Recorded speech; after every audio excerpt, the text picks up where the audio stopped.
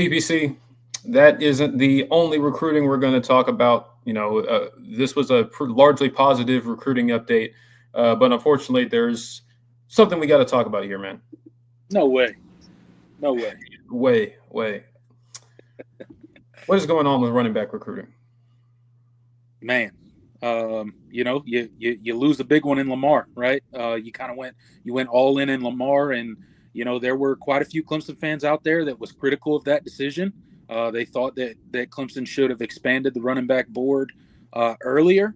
A lot of people felt that we were probably not going to end up landing Lamar, and ultimately that was the case, right? He shut it down yesterday, committing to in-state Georgia, right, as his school that he's going to be going to. I don't think that's a gigantic surprise, right? We thought Clemson maybe had a chance, but didn't feel great about where we were necessarily with Lamar's recruiting, and ultimately it went the other way.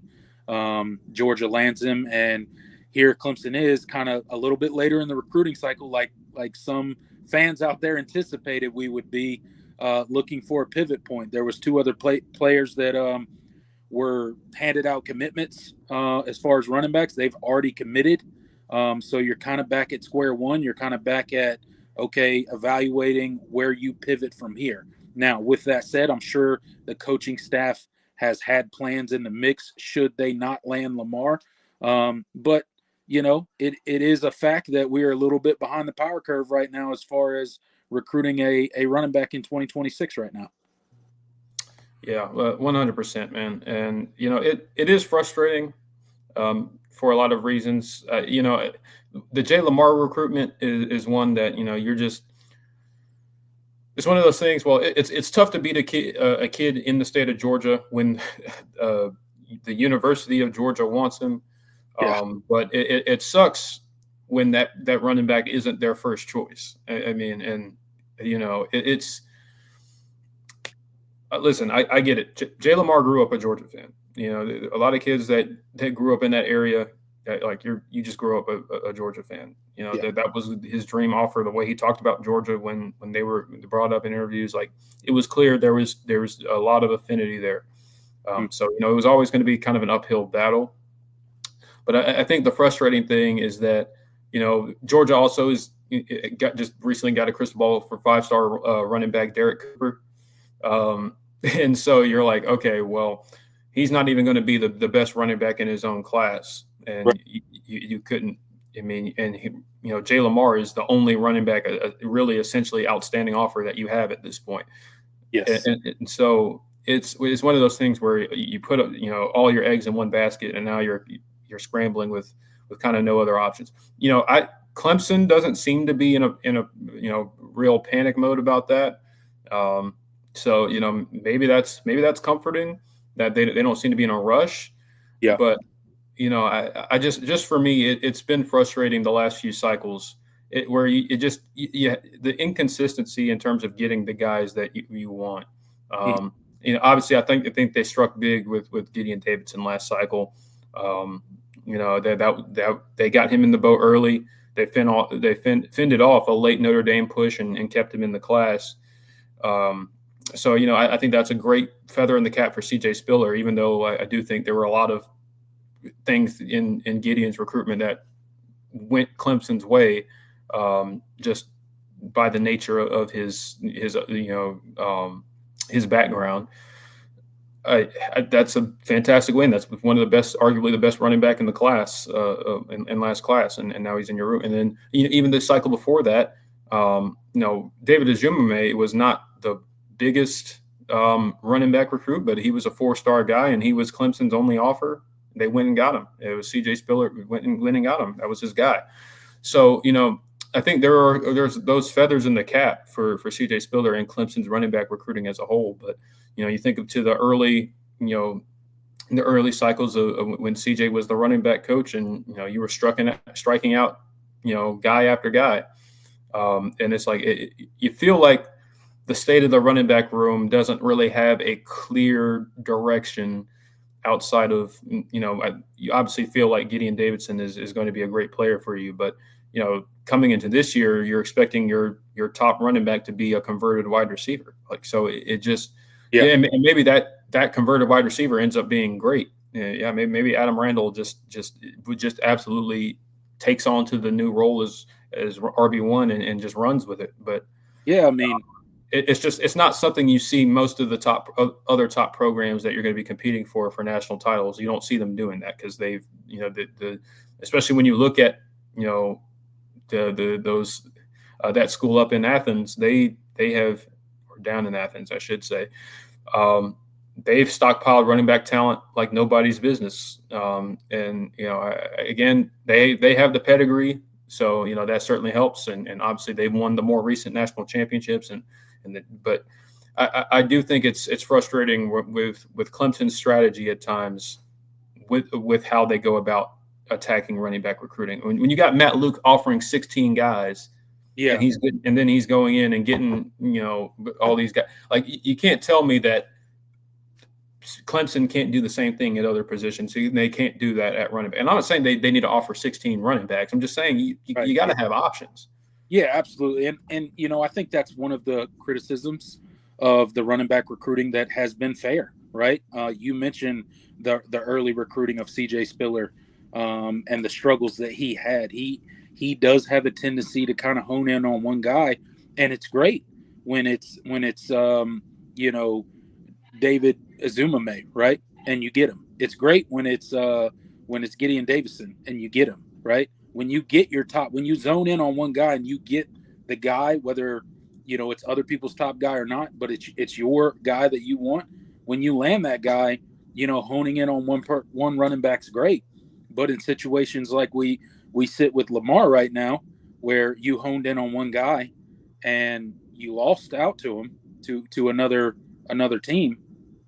Now where do you go, right? Now you're at a disadvantage. Now even the other two guys that you offered are already committed because you were kind of just laser focused on Lamar, and it was a one horse race, right? Well, that horse didn't choose you, and now you kind of sit behind the eight ball a bit, and you have to pivot. And I'm sure there's some sort of succession plan there. If there's not, I have a lot bigger, more pressing questions. If there's not a secondary plan there that is being kind of orchestrated behind the scenes. But you mentioned that we're heading into a 2025 season, although we have very high expectations this season, and we think this Clemson team's going to be great. You made a great point that our leading rusher heading into the season is most likely going to be a converted wide receiver who has played one game at running back, and that was the playoff game last year, the last game of the season against Texas, right?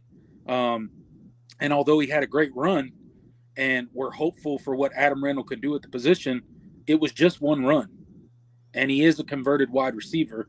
And you mentioned you don't see people doing that around the country. You're never going to, because that's not the recipe for long-term success as a football program when it comes to a running game at high-level college football, right? If Adam Randall ends up being great, that will be the exception, and it'll always be the exception. It'll never be the rule, right? Every now and then you got a freak athlete that you can switch a position and he feels a need and it works out great. But that's not long-term success, right? We do have Gideon Davison. We do have Easy E.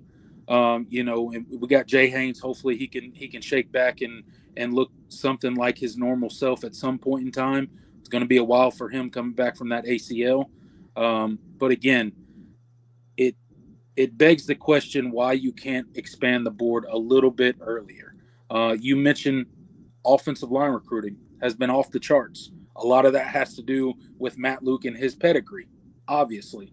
But it also has to do with some of that board expansion that he did. So, in the future, I would definitely agree with you, Jordan. I would like to see them expand the board just a little bit more. You don't have to go offer 8 guys at running back, right? But, you can go offer 4 to 5 guys. And if you're only taking one, tell them, hey, first one that commits, that's who we're taking, right? That's what they did with offensive line.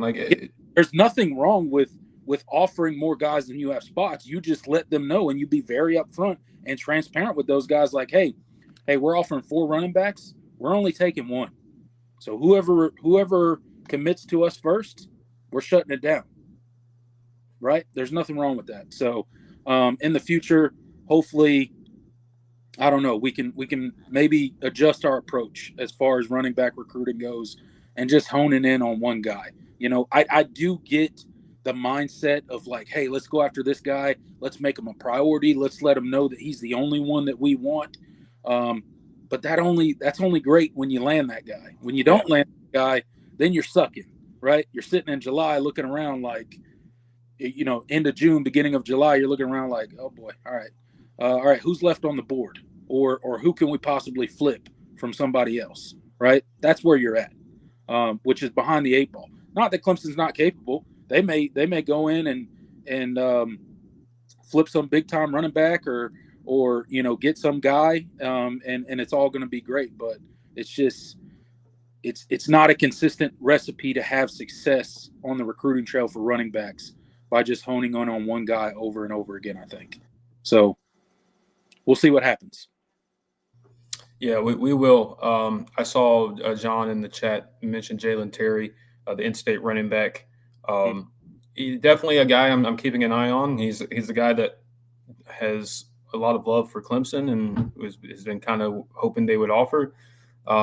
Maybe that is a guy they look at. Certainly I don't hate adding kids that want to be Clemson Tigers. So we'll see how they pivot. But to basically summarize what we've said, the strategy's got to be different because, we only want you approach only resonates to so many kids. Some kids don't really care if other schools, if the schools that are recruiting them recruit other guys. They don't, like, some of them don't, it doesn't resonate the same. They're fine with that.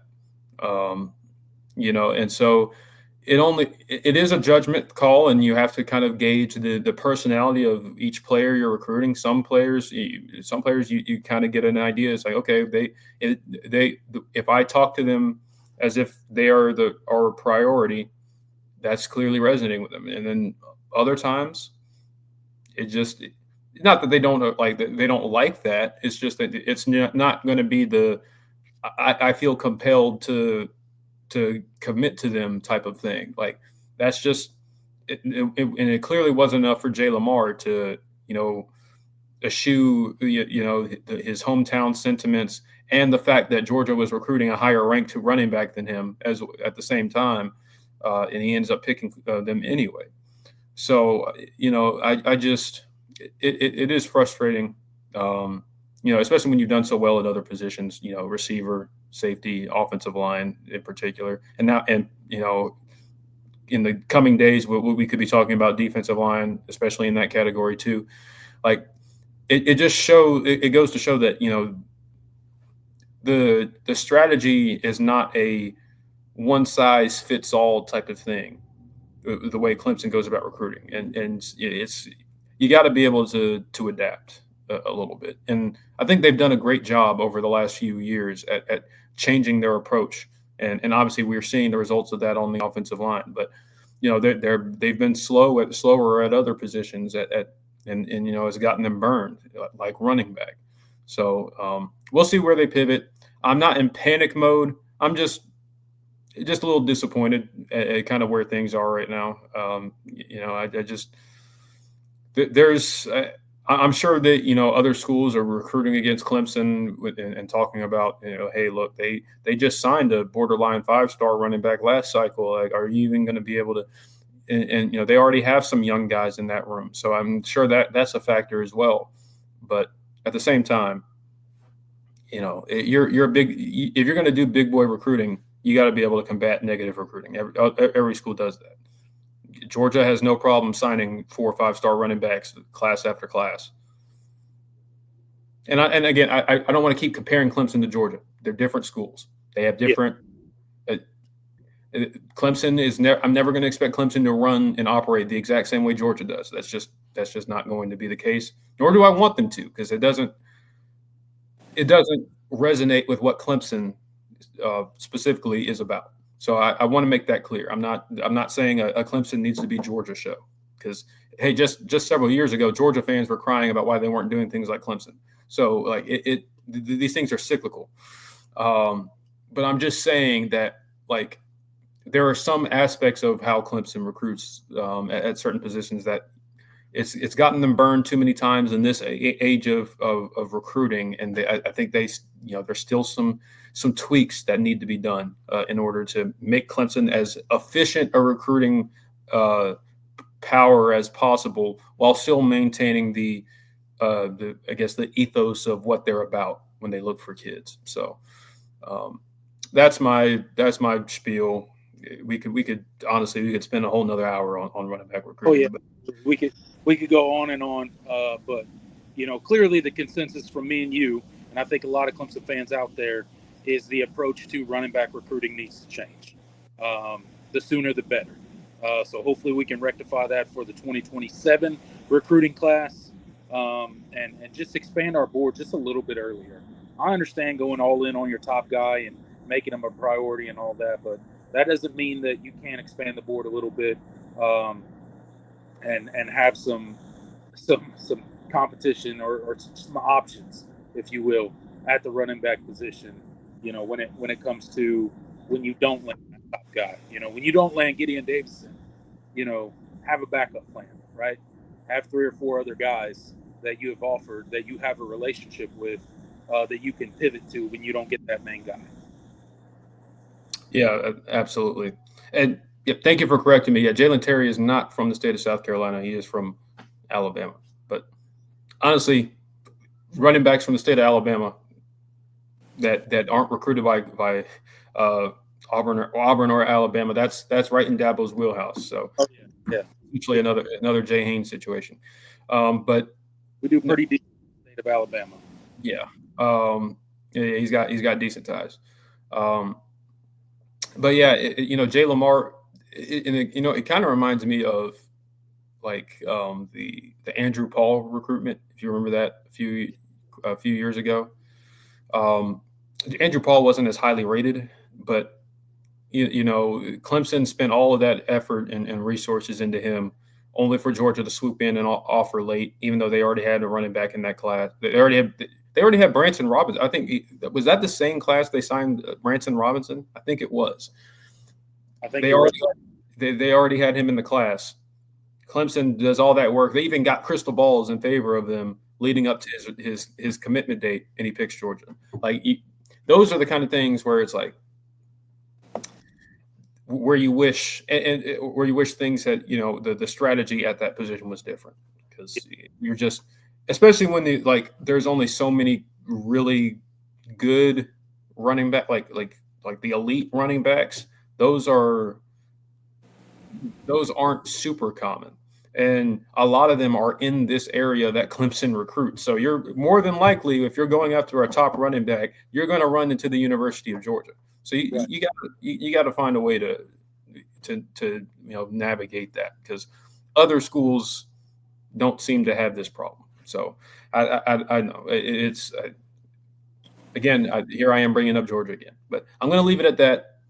I think Clemson just needs to tweak how they go about doing things at that position, because it's not working at the rate that I think it needs to in order for them to have a healthy room in the future, especially when you have guys that are, when you're in a situation like last year where you're running Phil Maffa into the ground, Jay Haynes tears his ACL in the ACC championship game, and now you're out there running Adam Randall at running back in a college football playoff game. Like on basically short notice, like he had a couple weeks to practice, like after not practicing at that position at all, like literally an emergency situation. Like we don't want to be in that situation this year. If this team competes for what we think it can, you can't be in a situation like you were last year. And it starts with being able to stack quality running back classes, and whether that's